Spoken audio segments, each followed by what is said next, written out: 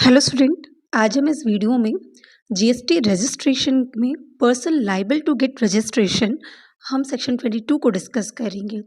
तो registration GST के अंदर क्या होता है, उसकी मीनिंग क्या है, उसके बेनिफिट्स क्या है, नीड क्या है और साथ ही रजिस्ट्रेशन का प्रोसेस कैसे होता है, प्रोसीजर क्या है, ये सारी चीज़ें डिस्कस कर ली हैं।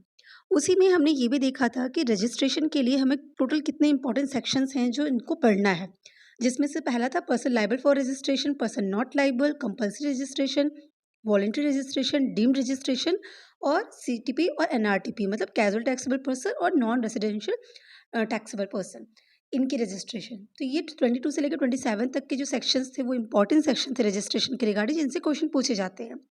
इसी सीरीज में आज हम यहाँ पे पहला पार्ट जो कि सेक्शन 22 है, कौन से पर्सन है जो लाइबल है रजिस्ट्रेशन के लिए, उसको डील करेंगे।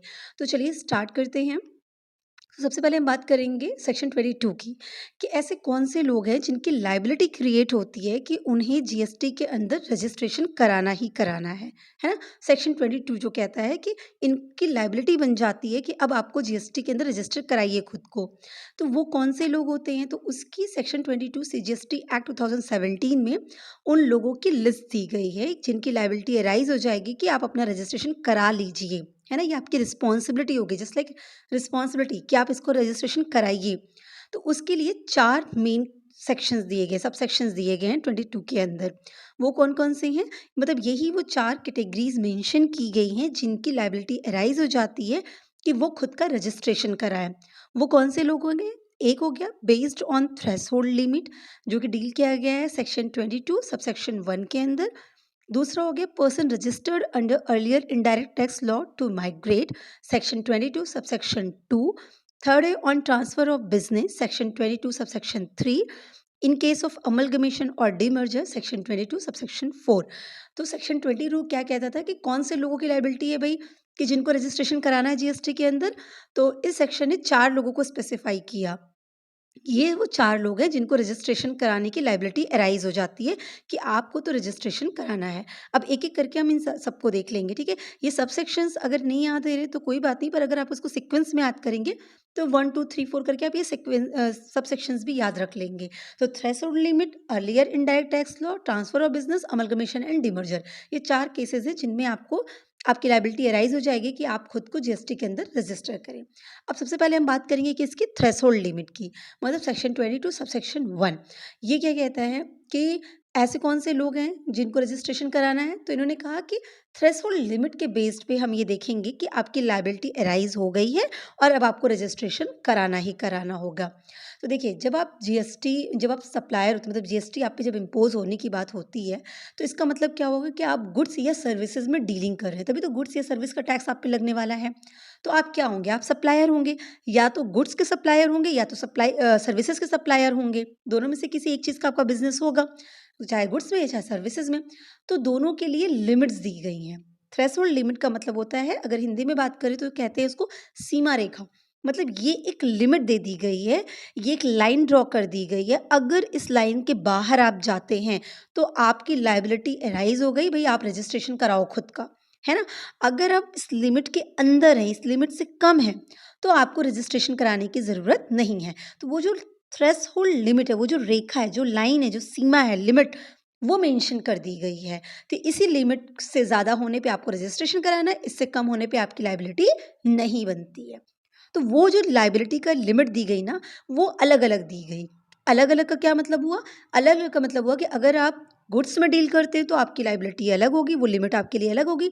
अगर आप सर्विसेज़ में डील करते हैं तो आपकी लिमिट अलग होगी। तो इसके जो प्रोविज़न्स कहे गए हैं सबसेक्शंस के अंदर, वो क्या कहे गए हैं कि अगर कोई सप्लायर एंगेज है एक्सक्लूसिवली सप्लाई ऑफ गुड्स, सिर्फ़ गुड्स की सप्लाई कर रहा है, तो ऐसे केस में जो फाइनेंशियल ईयर है आपका, मतलब जिस साल का आप कैलकुलेट कर रहे हैं, जैसे अभी क्या चल रहा है 23-24 फाइनेंशियल ईयर आपका चल रहा है ना, 1 अप्रैल 2023 से लेके 31 मार्च 2024, ये हमारा फाइनेंशियल ईयर है।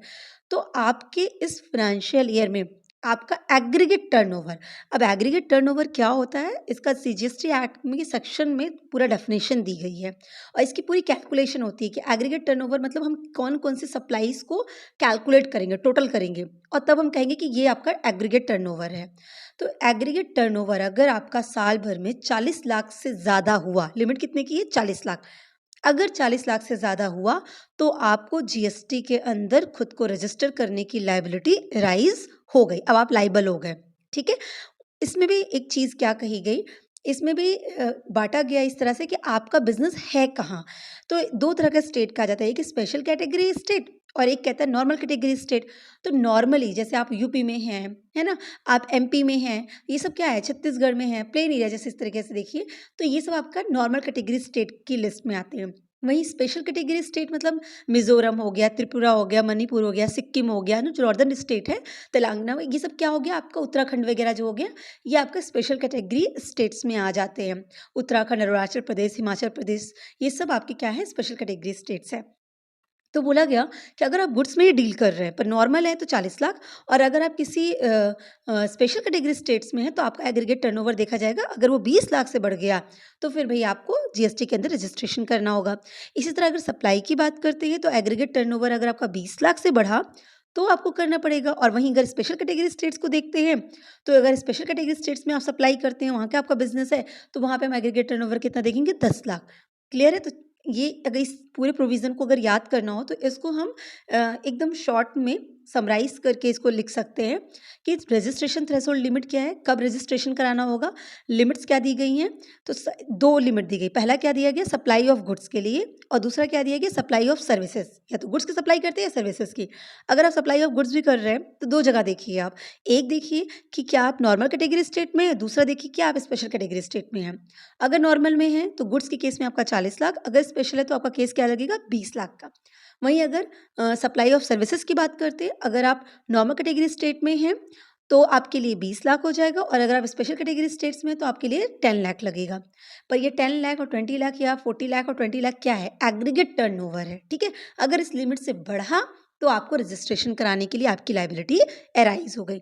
यहाँ पे एक और इम्पॉर्टेंट बात आपको बता दूं, सीजीएसटी एक्ट में अमेंडमेंट हुआ और उस अमेंडमेंट में स्पेशल कैटेगरी स्टेट्स की लिस्ट में से अरुणाचल प्रदेश, असम, हिमाचल प्रदेश, मेघालय, सिक्किम, उत्तराखंड को हटा दिया गया था। तो अब स्पेशल कैटेगरी स्टेट्स में जो देखा जाता है उनको मणिपुर, मिजोरम, नागालैंड, त्रिपुरा वगैरह को देखा जाता है इस अमेंडमेंट के हिसाब से। तो 10 लाख की लिमिट उनके लिए हो जाती है। क्लियर है? तो ये हमारा क्या हो गया पहला section 22 sub section 1 based on threshold limit. तो अगर आपकी थ्रेशोल्ड लिमिट एक्सीड करी इन सारी लिमिट से तो आपको जीएसटी में रजिस्ट्रेशन कराने के लिए आपकी लायबिलिटी एराइज हो गई।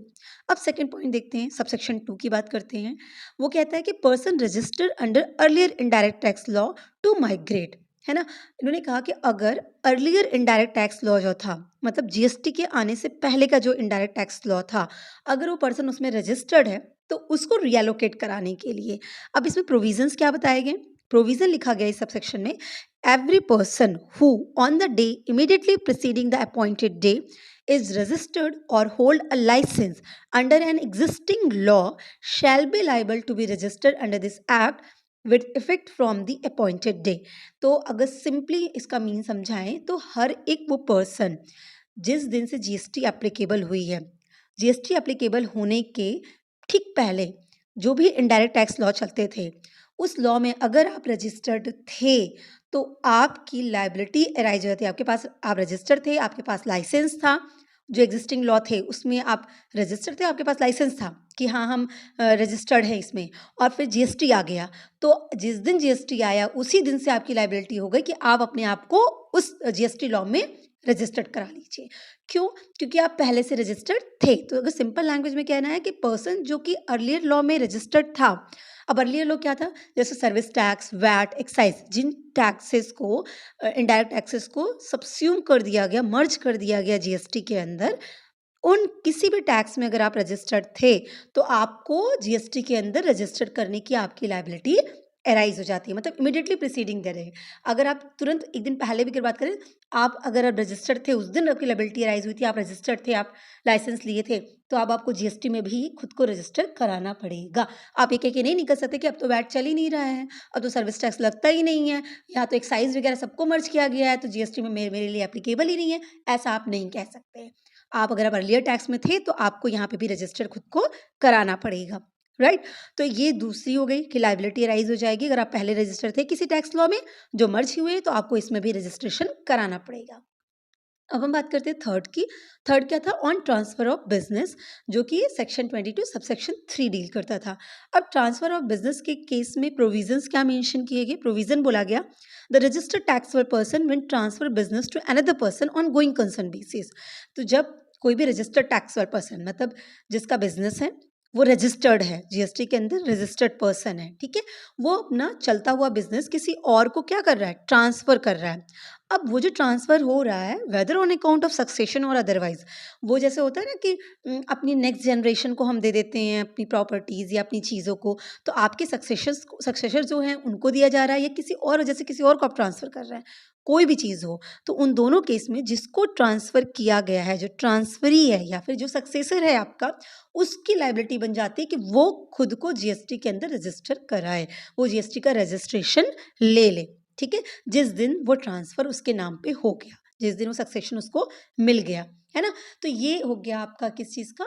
सेक्शन 22 सबसेक्शन 3, कि अगर ट्रांसफ़र किया गया चलता हुआ बिज़नेस अपने सक्सेसर को ही ट्रांसफ़र किया गया हो या किसी और को भी किया गया, तो जिस दिन ट्रांसफ़र किया गया वो ट्रांसफ़री का रिस्पॉन्सिबिलिटी बन जाता है, वो सक्सेसर की रिस्पॉन्सिबिलिटी बन जाती है कि वो खुद को जीएसटी के अंदर रजिस्टर करा ले। अब हमारा जो लास्ट है, लास्ट क्या था? Amalgamation and demerger, section 22 subsection 4। इसके अंदर प्रोविज़न क्या कहेंगे? पहले हम प्रोविज़न देखते हैं। तो प्रोविज़न कहा गया है, in a case of transfer pursuant to sanction of a scheme और एन अरेंजमेंट फॉर अमलगमेशन और as the case may be.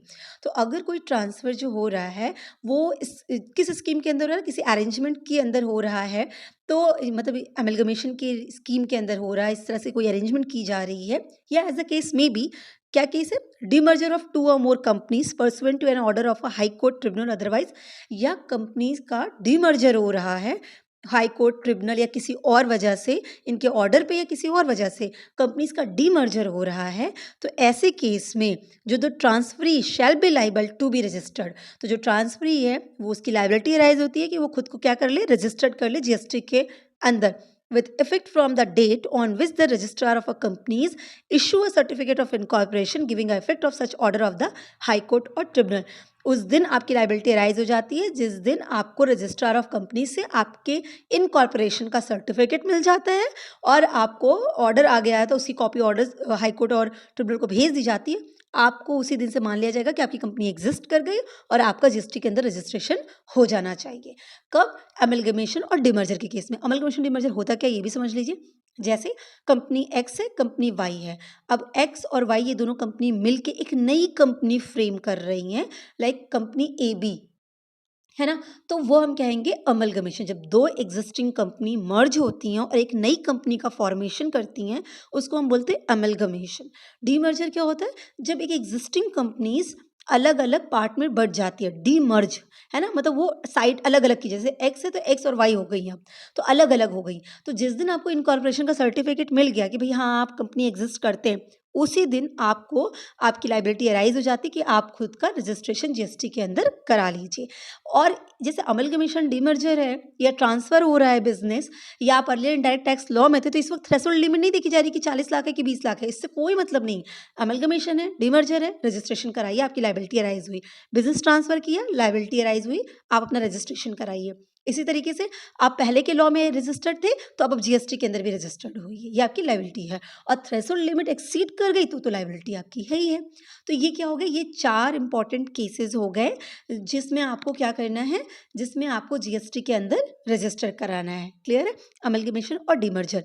तो सेक्शन 22 को कैटेगराइज करता है उन पर्सन्स की लिस्ट को जिनकी लायबिलिटी हो जाती है कि वो खुद का रजिस्ट्रेशन जीएसटी के अंदर कराएं ही कराएं। ये लायबिलिटी किसकी अराइज होती है? अगर आपका थ्रेशोल्ड लिमिट एक्सीड कर गई, या फिर आप अर्लियर किसी टैक्स लॉ में रजिस्टर्ड थे, या आपने अपना बिजनेस ट्रांसफ़र कर दिया, तो जो भी सक्सेसर या ट्रांसफरी है उसको, या अमलगमेशन और डीमर्जर है तो ऐसे केस में आपकी लायबिलिटी अराइज होगी, आपको रजिस्ट्रेशन कराना ही कराना है।